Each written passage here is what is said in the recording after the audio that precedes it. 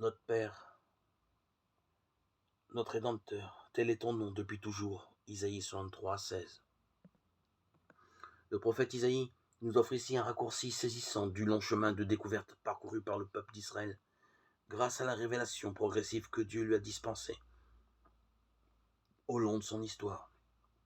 On a dès l'origine considéré Dieu comme le Créateur, le Tout-Puissant.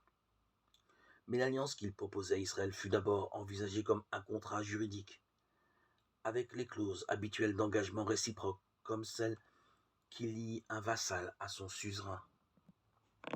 Reconnaître le Dieu du Sinaï comme un père plein de sollicitude à l'égard de son peuple fut une nouvelle étape, une véritable conquête de la foi. Elle naquit de l'expérience de la libération d'Égypte et de la longue marche de l'Exode. Dieu appelait son peuple à la liberté, soutenait inlassablement ses efforts en ce sens. La loi elle-même n'était rien d'autre que le mode d'emploi de la liberté fraîchement conquise. Et parce que Dieu veut ses enfants libres, la loi prévoyait des mesures destinées à empêcher un fils d'Israël de retomber en esclavage. Or, il y figurait une clause prévoyant le cas où un débiteur se verrait obligé de se placer comme esclave chez son créancier. Ce jour-là, son plus proche parent devait se porter à son secours et payer à sa place pour le libérer.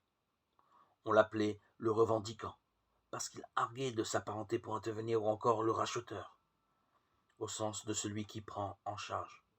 Isaïe a eu le génie de rapprocher les deux termes depuis toujours.